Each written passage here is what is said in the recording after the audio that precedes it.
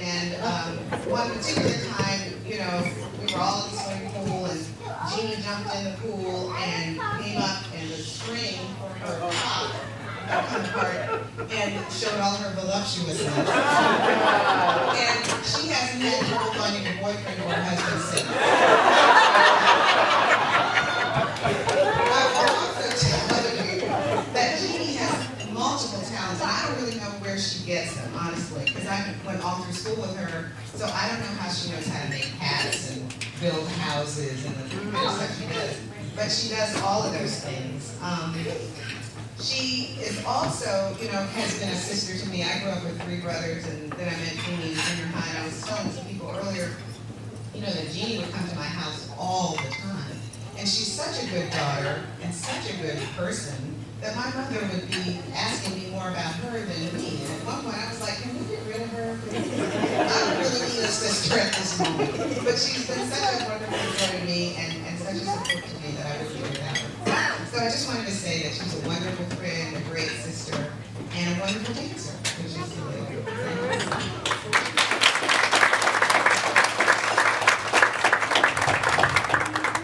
Okay, guys, and we've got a few more that we're going to call up, and then we're going to have kind of open mic with some records. But the next person I'm going to have come up and speak, because Regina wears multiple hats, as a lot of us do, is she's very involved at our church, at St. Paul Baptist Church, where we are both members. Actually, I had her to come visit St. Paul, and she ended up joining.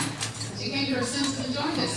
So the first person to have make a few comments is George Dunlap, who's chairman of our board, but he also knows Regina from other aspects as well. So Mr. Dunlap, come on up, sir.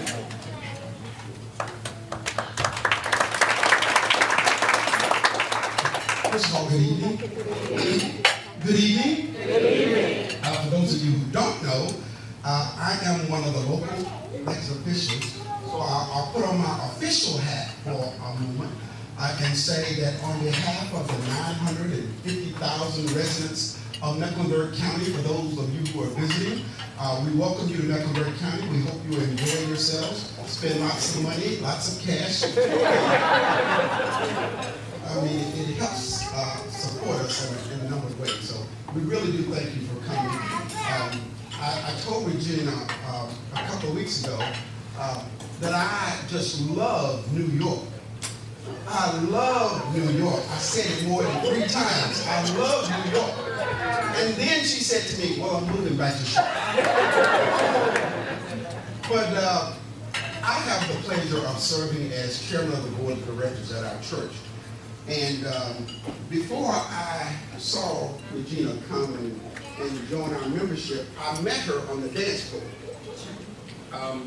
I'm trying to learn how to dance. And so Regina just happened to be at dance class. You know, at that time, there were hundreds of people in dance class, so you would see them by and you'd move on. But then I saw her at St. Paul Baptist Church, and the one thing I know about certain people who join St. Paul, they all get there the same way. Not everybody, but there's just a certain group of people. When you're in a certain category, you get there the same way.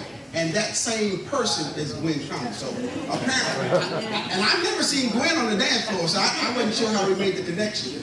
But not only did she become a member of our congregation, but she got intricately involved in what we were trying to do. We were renovating our sanctuary after 15 years of abuse.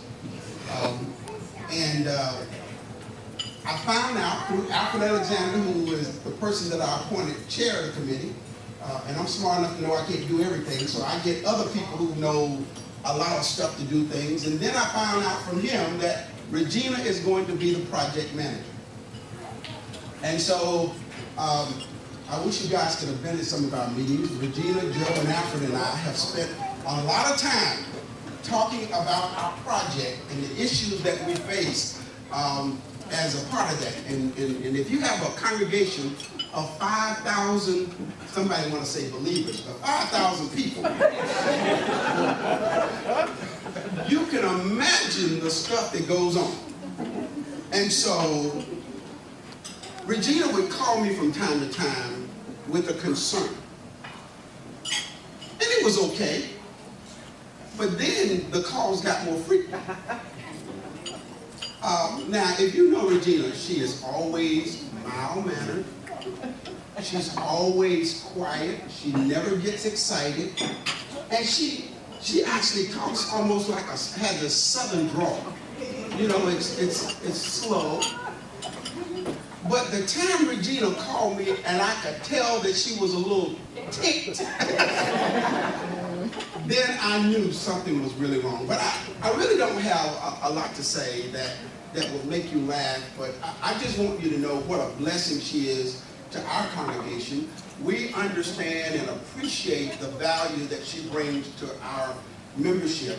And I tell you, she has been a tremendous savings on the project that we embarked upon, nearly a $500,000 project. And for those of you who know what it costs to hire somebody to do that kind of work, one of our own decided to do it pro bono at no cost. And I want her to know, and I said this to her publicly, how much we appreciate what she has done. And there are always going to be those who won't. But to let her know that we really do appreciate what you've done for our congregation. And just listening to your family, I know that they appreciate you and they value you. And I'm just happy and blessed that you were able to extend that far beyond the family boundaries to your church family as well. So thank you so much.